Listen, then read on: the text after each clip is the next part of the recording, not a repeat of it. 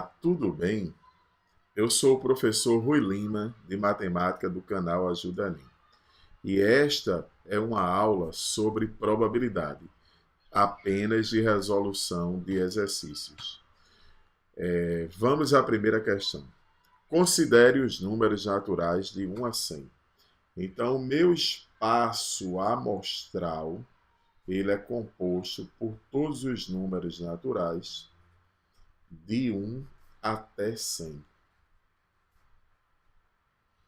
E agora ele quer saber a probabilidade de ser retirado um número que é quadrado perfeito. O que vem a ser um número quadrado perfeito? Um número quadrado perfeito é aquele que se escreve como o quadrado de um outro número. Por exemplo, 1 é quadrado perfeito, pois é 1 ao quadrado. 4 é quadrado perfeito, pois é 2 ao quadrado. 9 é quadrado perfeito, pois é 3 ao quadrado. E 100 é quadrado perfeito, pois é 10 ao quadrado. Observa que aqui nós temos 10 números que são quadrados perfeitos. 10 números quadrados perfeitos, que se escrevem como quadrado de outro número natural. Inclusive, os quadrados perfeitos, eles têm a raiz quadrada exata. Como probabilidade é a razão entre o número de casos favoráveis pelo número de casos possíveis, probabilidade é a razão entre o número de casos favoráveis pelo número de casos possíveis, a probabilidade de termos um quadrado perfeito vai ser 10 casos favoráveis em 100 possíveis, ou seja, a probabilidade é 1/10, cuja resposta está na letra A. Um grupo é formado por 3 homens e 2 mulheres.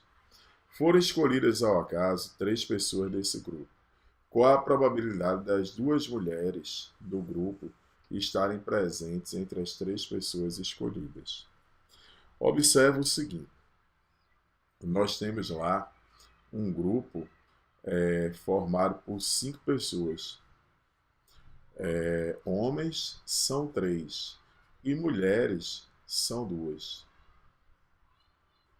Nós estamos interessados em escolher um grupo de 3 pessoas, de modo que as 2 mulheres estejam escolhidas, ou seja, mulher, mulher e um homem. A probabilidade de escolhermos uma mulher seria 2 em 5. Uma mulher já foi escolhida, então agora resta uma mulher entre as 4 pessoas. E homens, 3 entre os 3 homens presentes. Mas precisamos permutar esses elementos, porque as 2 mulheres não necessariamente seriam escolhidas entre as 2 primeiras. Poderiam ser as 2 últimas, ou a primeira e a terceira.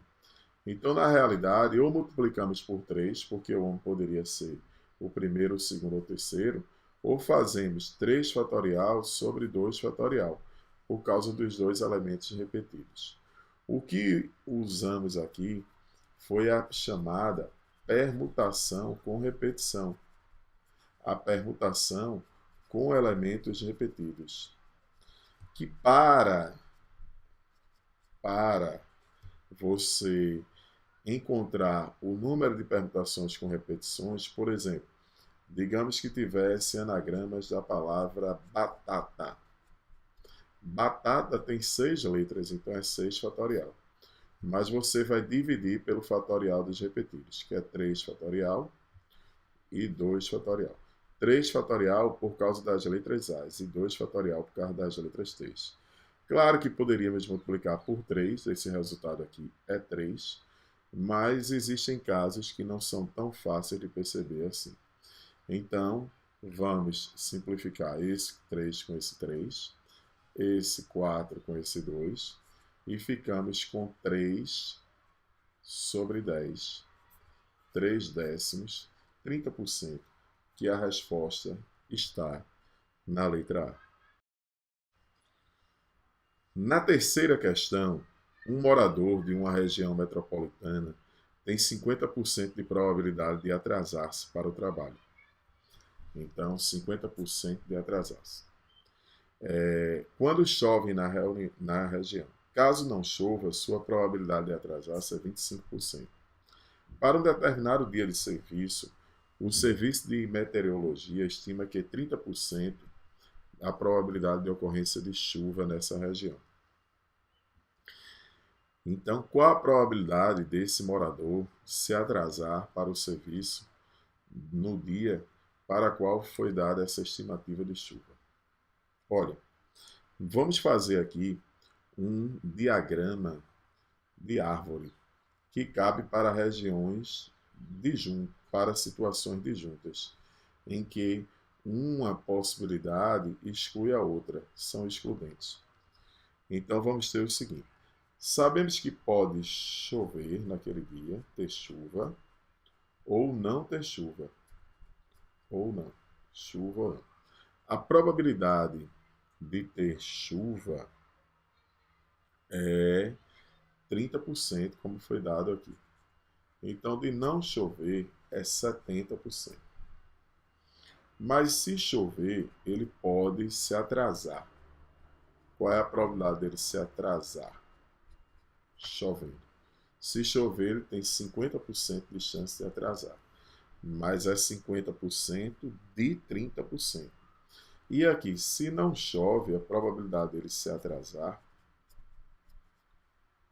é 25%. Foi dado aqui, de 70%. O que é que nós precisamos calcular?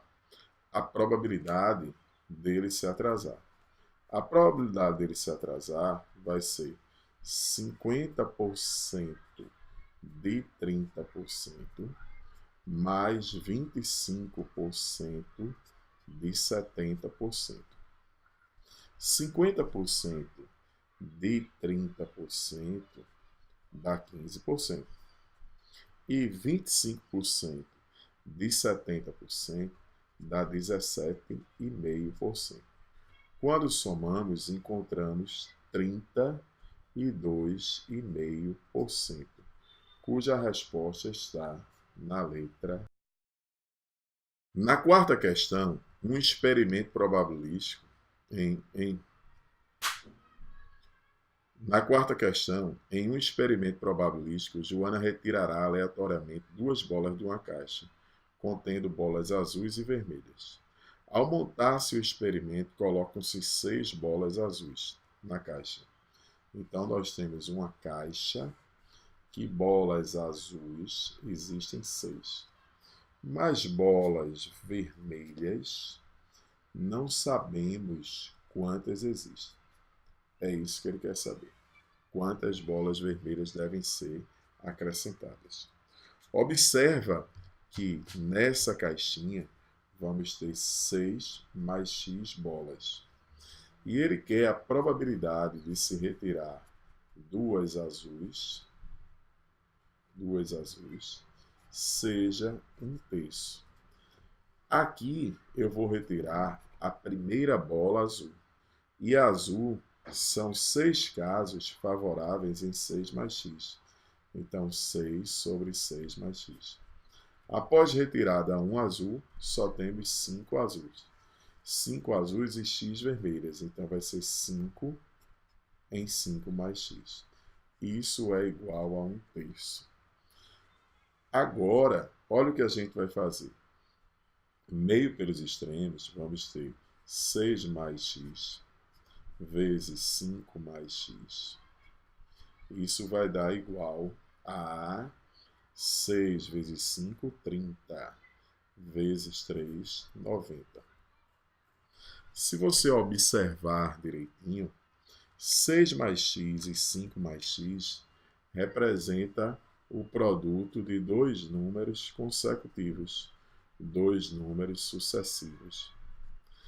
Será possível escrever 90 como um produto de dois números sucessivos? Sim. 10, por exemplo, e 9, ou 9 e 10.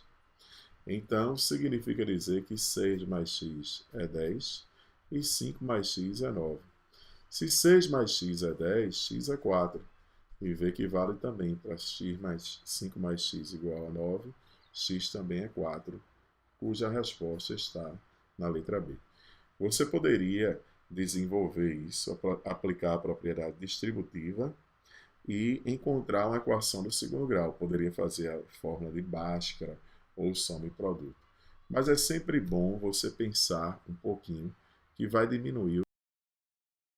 A quinta questão diz o seguinte: uma competição esportiva envolvendo 20 equipes com 10 atletas.